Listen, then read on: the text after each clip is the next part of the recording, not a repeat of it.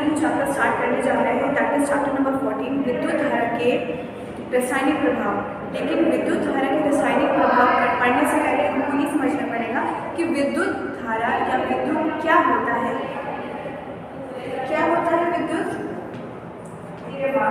हमारे जितने भी इलेक्ट्रिक डिवाइस होते हैं, बिजली के उपकरण होते हैं, वो किस तरह से वर्क करते हैं, वह ये तो बात की बात हो गई, लेकिन किसकी वजह से वो चलते हैं। जैसे कि हम समझते हैं कि विद्युत क्या होता है, इलेक्ट्रॉन्स का प्रवाह किसी भी वायर में, किसी भी तार में, किसी भी इलेक्ट्रिक परिपथ में, सर्किट में इलेक्ट्रॉन्स का दौड़ना ही क्या कहलाता है, करंट या फिर विद्युत। तो अब हम समझते हैं कि इलेक्ट्रॉन्स क्या होते हैं। इलेक्ट्रॉन्स जो होते हैं ये नेगेटिव चार्ज पार्टिकल होते हैं, इतने छोटे होते हैं कि हम इन्हें फर्दर और छोटा नहीं कर सकते, और ये किस चार्ज के होते हैं, माइनस के। कैसे होते हैं, माइनस चार्ज के पार्टिकल्स होते हैं, ठीक है। उसके बाद अब हम समझते हैं करंट, तो हम समझ गए, लेकिन अब करंट का हम कैसे प्रोड्यूस कर सकते हैं। जैसे कि हम अपनी वॉच में, टीवी रिमोट्स में, और भी बहुत सारे ऐसे डिवाइसेस हैं जिसमें हम इलेक्ट्रिक सेल नामक एक डिवाइस यूज़ करते हैं। तो इलेक्ट्रिक सेल क्या है, आप इलेक्ट्रिक सेल समझ रहे हैं, क्या है इलेक्ट्रिक सेल?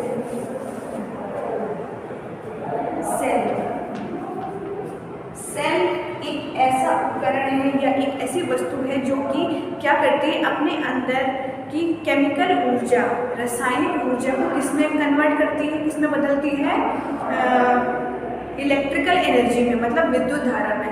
उसके अंदर जो भी केमिकल होता है वो किसमें बदल देता है, इलेक्ट्रिकल एनर्जी में। तो हम कह सकते हैं केमिकल एनर्जी मतलब रासायनिक एनर्जी को किसमें बदलता है, इलेक्ट्रिकल एनर्जी। तो अब इलेक्ट्रिक सेल का डायग्राम देख लेते हैं कैसा होता है स्ट्रक्चर।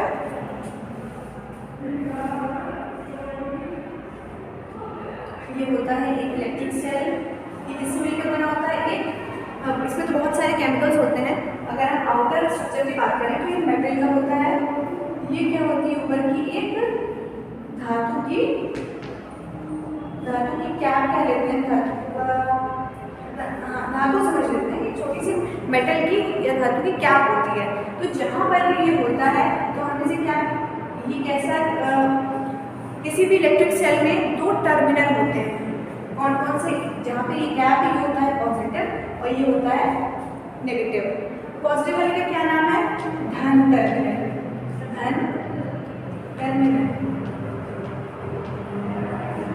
और माइनस वाले का क्या नाम होगा, ऋण टर्मिनल। अगर बात करें विद्युत की, तो विद्युत क्या है, इसका प्रवाह है माइनस वाले चार्ज इलेक्ट्रॉन का ही प्रवाह है किसी भी वायर में या फिर किसी भी सर्किट में या परिपथ में।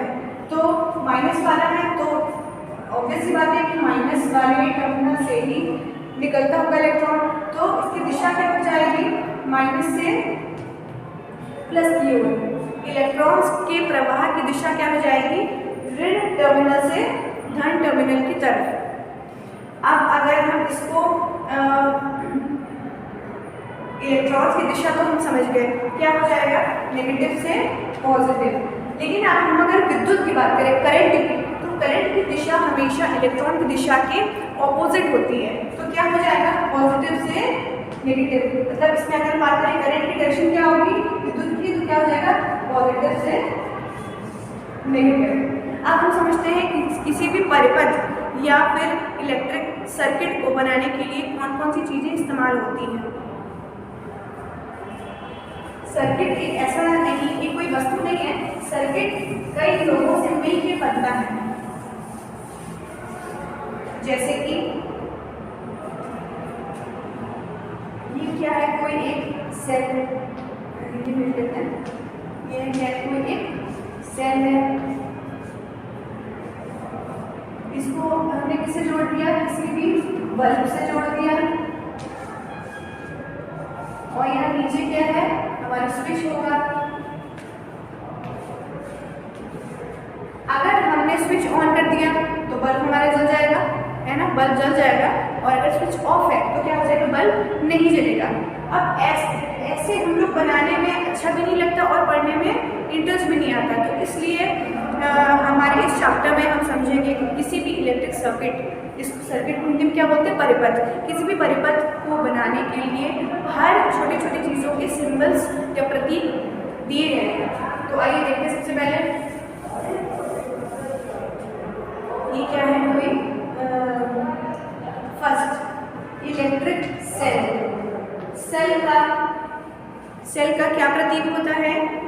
सेल के कितने टर्मिनल्स होते हैं, 2, एक धन और एक ऋण, पॉजिटिव नेगेटिव। ये हो गया सेल का प्रतीक। दूसरा बैटरी क्या होती है? सेल तो समझ गए, बैटरी होती है बहुत सारी सेल्स का समूह। जब बहुत सारी सेल्स आपस में जुड़ी हुई होती हैं तो वो क्या हो जाता है, बैटरी। तो बैटरी कैसे बनाएंगे, ये एक सेल, ये पॉजिटिव, ये माइनस, ये किससे जुड़ा हुआ, दूसरी बैटरी के, ये नेगेटिव है तो पॉजिटिव से जुड़ा हुआ। हमेशा जो टर्मिनल्स रहेंगे एक दूसरे के कैसे होंगे, अपोजिट होंगे, उल्टे होंगे। तो यहाँ माइनस है तो दूसरा जो बैटरी हो, दूसरा जो सेल होगा कैसे जुड़ा होगा, पॉजिटिव टर्मिनल से। तो ये हो गया बैटरी का प्रतीक। तीसरा बल्ब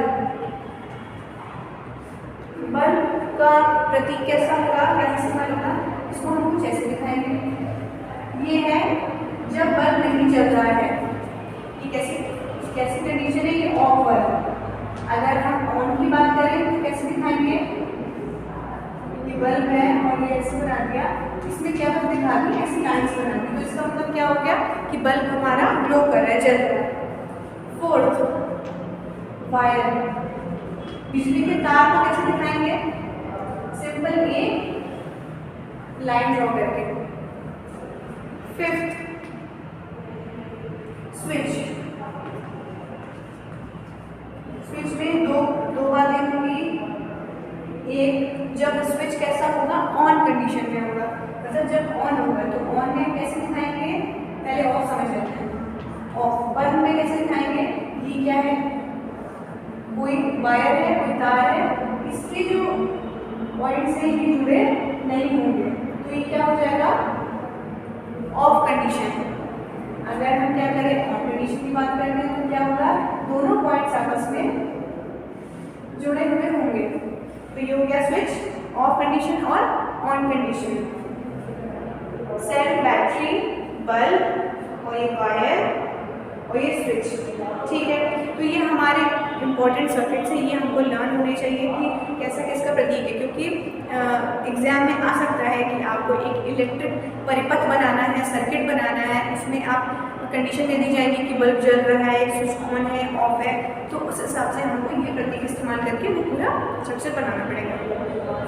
अब देखते हैं, अब हमारे आसपास में जितने भी पदार्थ होते हैं, मटेरियल्स होते हैं, ऑब्जेक्ट्स होते हैं, जो भी आप कह लें, उनको दो वर्गों में क्लासिफाई किया गया है, दो वर्गों में बांटा गया है। आइए देखते हैं किसमें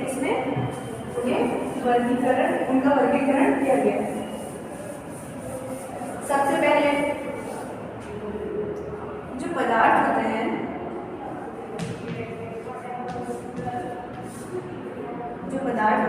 उनको दो क्लास में बांटा गया है। फर्स्ट हम क्या कहते हैं, सुचालक। सु मतलब अच्छा और चालक मतलब जो परमिशन दे कि आप मेरी बॉडी से करंट पास कर सकते हैं, विद्युत धारा पास हो सकती है। तो ऐसे पदार्थ जो कि अपने पूरे बॉडी से विद्युत धारा को प्रवाहित होने के लिए परमिशन दे दें, तो ये हो जाएगी कैसे, सुचालक। इनका एग्जाम्पल अगर उदाहरण देखें तो क्या हो सकता है, एल्युमिनियम हो जाएगा, और क्या हो जाएगा, लोहा और तांबा भी हो सकता है, और बहुत सारे ऐसे हो सकते हैं। तो सुचालक क्या होगा, ऐसे पदार्थ जो कि अपने शरीर को नहीं कह सकते, मतलब अपनी बॉडी से क्या करें, विद्युत धारा को प्रवाहित होने के लिए परमिशन दे दें, ठीक है। इसलिए हम कहते हैं कि हमें सुचालक इलेक्ट्रिक उसमें ही यूज करने चाहिए। जैसे कि हम कभी भी कोई तार जब कट करते हैं तो उसमें देखते हैं ऊपर तो प्लास्टिक या किसी की भी कोटिंग होती है, जब कट करते हैं तो क्या होता है उसमें पतली पतली छोटी छोटी क्या होती हैं मेटल्स की पतली पतली वायर्स कटी कटी अंदर रहती है, ताकि अंदर इलेक्ट्रॉन्स का फ्लो हो सके, तो करंट हमारा या विद्युत हमारा प्रवाह हो जाएगा। तो हो गया पहला सुचालक। दूसरा क्या है हीन चालक। हीन चालक ये कैसे होंगे? ऐसे पदार्थ जो कि विद्युत धारा को प्रवाहित ना होने दें। इसका एग्जाम्पल क्या हो जाएगा? रबर। तभी कहा जाता है ना कि कोई भी इलेक्ट्रिक स्विच छूने से पहले क्या कर लो, स्लीपर्स पहनना चाहिए हमें। क्यों? क्योंकि हमें कहीं करंट ना लग जाए। तो रबर क्या हो गया? हीन चालक। रबर और क्या हो सकता है? हम कह सकते हैं प्लास्टिक। प्लास्टिक भी एक उदाहरण है इसका हीन चालक का। उसके बाद अब एक हमारे पास सवाल आता है कि क्या कोई द्रव या कोई लिक्विड क्या विद्युत धारा को प्रवाहित कर सकता है या वो उत्पन्न कर सकता है? तो इसके लिए एक एक्सपेरिमेंट हमें करना पड़ेगा। इसके लिए एक एक्सपेरिमेंट है, देखते हैं उसमें क्या क्या चीज़ें ली गई हैं। उस एक्सपेरिमेंट में क्या लिया गया है? एक सेल में क्या लिया गया है? बैटरी ली गई है। बैटरी को किससे जोड़ा गया है? बल्ब से जोड़ा गया है। और यहाँ पे क्या लगी है? स्विच लगा है। और इन सब का पूरा एक इसमें डील कराया गया है। अभी देखो शुरू से देखो। अब हमें एक और पदार्थ की बात करनी है, टेस्टर, या हिंदी में कहें तो समपरीक्षित। क्या होता है टेस्टर? देखते हैं। जैसे कि हमने सुचालक और हीन चालक पढ़े, वैसे ही एक टेस्टर होता है, उसमें भी सुचालक भी होता है। कुछ पार्ट उसका सुचालक की तरह बिहेव करता है और कुछ पार्ट उसका हीन चालक की तरह बिहेव करता है। आइए देखते हैं। कुछ उसका स्ट्रक्चर होता है, बस एक हाइपोथेटिकली देख लेते हैं।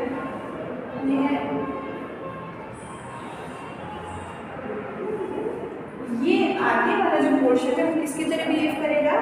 सुचालक की तरह। और ये जो पीछे वाला पोर्शन होता है ये क्या होता है? हीन चालक की तरह बिहेव करता है। अगर हमने कोई भी सर्किट बनाया, बल्ब, वायर का, स्विच, जो भी पूरा एक सर्किट होता है, परिपथ होता है, उन दोनों के आखिरी के जो तार है अगर हमने उनको इससे जोड़ दिया तो क्या बिजली पास होगी? क्या विद्युत धारा उसमें प्रवाह होगी? नहीं होगी। क्यों? क्योंकि ये तो हीन चालक है। हीन चालक तो परमिशन देते ही नहीं है। अगर क्या करें, इसमें ना जोड़कर क्या करें, दोनों सर्किट के तार अगर इसमें जोड़ते सुचालक, तो क्या विद्युत धारा प्रवाह होगी? बिल्कुल होगी। क्यों? क्योंकि सुचालक का काम ही होता है कि विद्युत धारा को खुद से प्रवाहित होने देना। ठीक है, तो ये था समपरिक्षेत्र। अब एक क्वेश्चन ये आता है कि क्या कोई द्रव या लिक्विड खुद से विद्युत धारा को प्रवाहित होने देता है या उत्पन्न करता है? तो इसके लिए एक एक्सपेरिमेंट है, देखते हैं उसमें क्या क्या चीज़ें यूज होंगी। इस एक्सपेरिमेंट में क्या क्या लिया गया है? एक जैसे एक कोई प्लास्टिक बॉटल्स होती हैं जो यूजलेस होती है, कोई काम की नहीं होती हैं, उनके क्या करने हैं? हमको रबर के कैप्स लेने हैं। रबर के कैप्स ले लिए हमने। और क्या चाहिए? उस रबर के कैप में हमें क्या फिल करना है? कौन सा liquid? Lemon juice.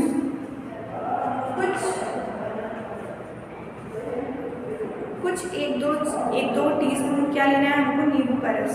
Lemon juice कैसा होता है? खट्टा होता है टेस्ट में, या क्या ले सकते हैं? सिरका भी ले सकते हैं। वो द्रव बस कैसा होना चाहिए? खट्टा होना चाहिए। ठीक, तो ये दोनों ले सकते हैं। अब क्या किया था इस एक्सपेरिमेंट में? एक टेस्टर लिया गया था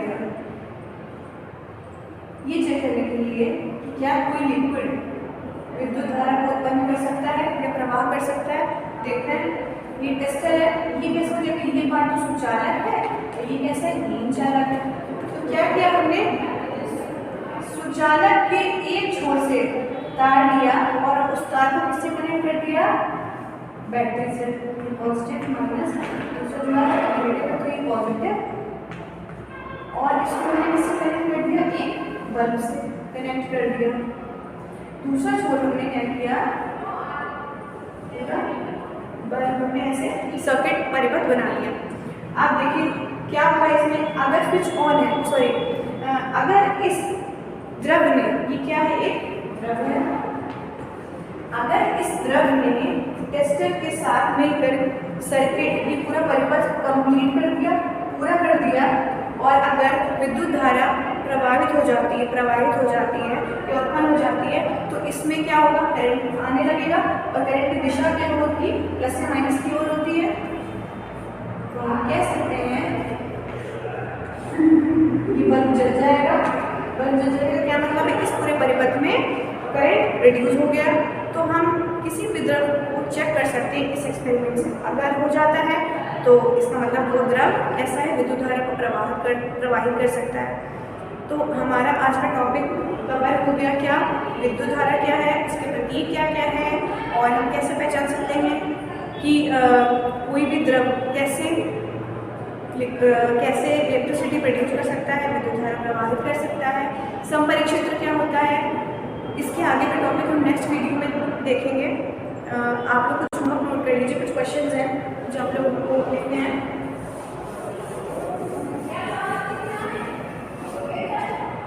आप लोगों को क्या करना है, विद्युत की डेफिनेशन लिखिए, विद्युत धारा क्या है, विद्युत धारा क्या है, इसकी डेफिनेशन लिखनी है।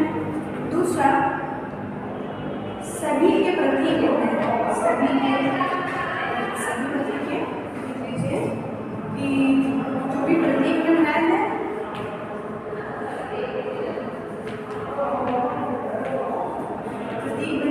किसी भी परिपथ के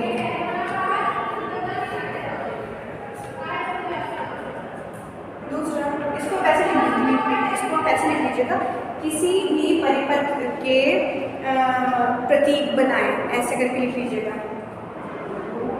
तीसरा क्या हो जाएगा, सेल क्या होता है, सेल क्या है, और इसका डायग्राम भी